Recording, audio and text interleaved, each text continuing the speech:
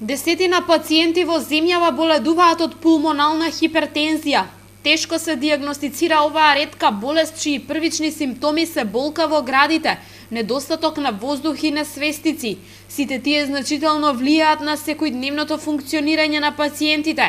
Асоциацијата за поддршка на лица со пулмонална хипертензија Момент Плюс веќе неколку години се бори за подобрување на условите за лекување во земјава и набавка на потребната терапија. Моментално е таква ситуацијата, многу малку сме третмани, се уште немаме конкретни, а кислородот ни е потребен. Моментално јас сум со кислородна терапија, спијам со кислород.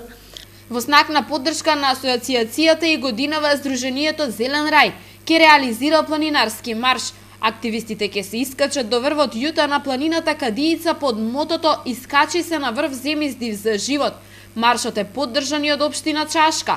Престојот во природа многу им помага на болните кои се соочуваат со недостиг од кислород. Јас се гордеам што сум член со моето здружение во оваа општина, се гордеам што придонесуваме сите ние да им помогнеме барем малку на луѓево кои што имаат потреба од помош.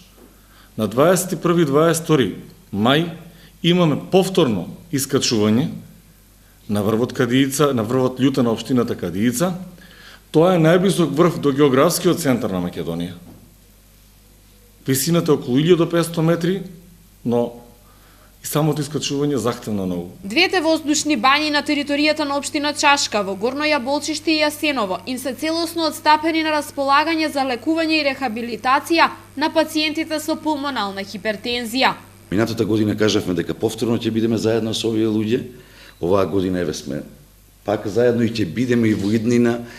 Јас можам да кажам, јас како градоначалник, додека ја обавувам оваа функција, меѓутоа ќе се надевам дека и во иднина, кога ќе дојде и друг човек да биде прв татко на општината, дека ќе помага поготово, значи ние доколку имаме понекогаш потреба од некој маркетинг и така натаму, тоа може да го има и може и да го нема.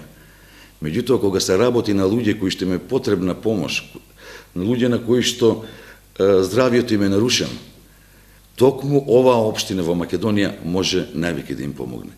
Во моментов, заболените од пулмонална хипертензија велат дека во Македонија нема терапија обезбедена од Министерството за здравство.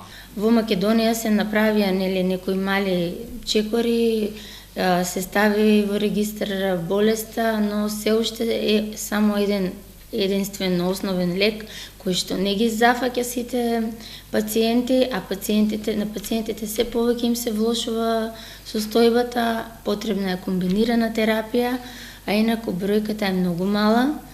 Значи јас знам за 10 луѓе од кои некои не сакаат да кажат дека се болни, пошто такво ни општеството, некои не ја добиваат терапијата. Во светот постојат неколку видови на лекови кои чинат и до 10.000 евра, а како основна терапија се користи вијаграта која ги проширува пулмоналните артерии.